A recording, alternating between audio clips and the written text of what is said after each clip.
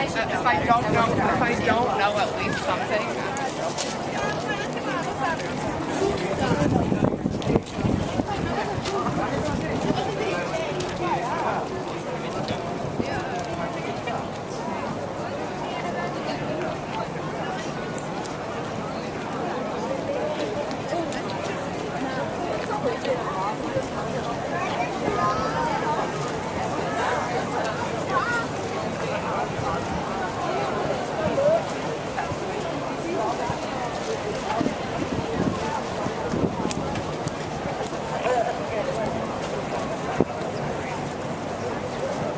Hi everybody, it's Doc Horowitz,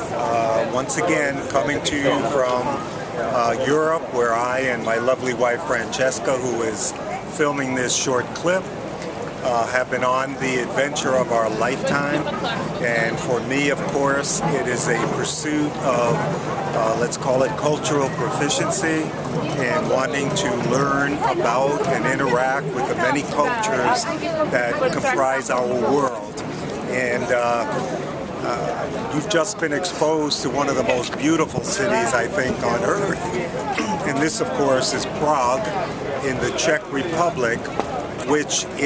was formerly Czechoslovakia, which after the country got its independence from the Soviet Union, not too long ago, maybe 20, 30 years ago, the country was divided up into what is now called the Czech Republic and another country called Slovakia.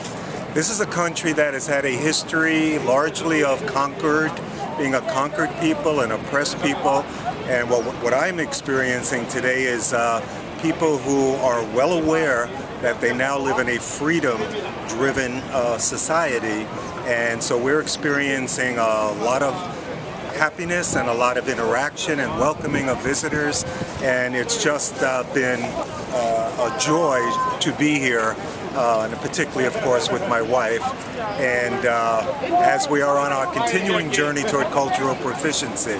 Some of the things that I've noticed about our tour throughout Spain and Italy and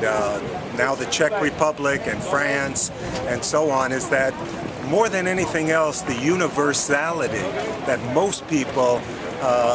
especially the young people, if you will, are developing a culture of their own, that each country has had a history, and some of it in very much conflict with neighboring countries throughout Europe. And certainly here in Eastern Europe, which is where the Czech Republic is, which once upon a time was known as part of the Iron Curtain, which Winston Churchill at the end of World War II gave it that name because the Soviet Union, after World War II and the conquering of Germany, occupied all of Eastern Europe, and for approximately 50 years. And only in recent times, as I'd mentioned, when the Soviet Union broke up and became Russia, that these countries themselves became independent and from their perspective quite free. And you see that all over the city. It's a place of culture and music and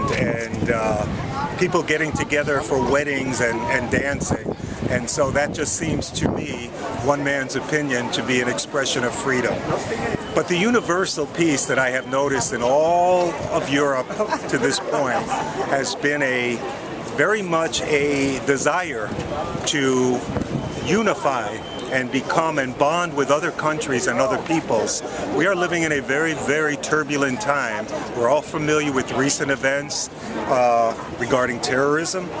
and I can tell you that the general feeling throughout all of these countries is one of unity. They recognize that as the issue of our times and that it must be eliminated, and they are coming together, particularly young people, in order to find what they have in common and end this divisiveness. And so while it's kind of like these countries have one foot in the past, where older people, if you will, have more traditional values, and each of them are somewhat different in their customs and beliefs and how they conduct their businesses, for example, and how they look at foreigners and tourists, and the young people, which I'm finding are so vibrant in their passion. And particularly, I think it has a great deal to do with technology, that the world has truly got smaller because of this technology, and the new generation, particularly we call millennials, are almost universal, no matter what country they come from, in their wanting to interact, to learn about one another, and to form common bonds in order to enjoy and be successful and share that success with all peoples throughout this world. So with that explanation, if you will, Doc Horowitz here from Prague, Czechoslovakia, wishing you and your loved ones a wonderful future, and I'll be back with you for some more cultural stories from Europe.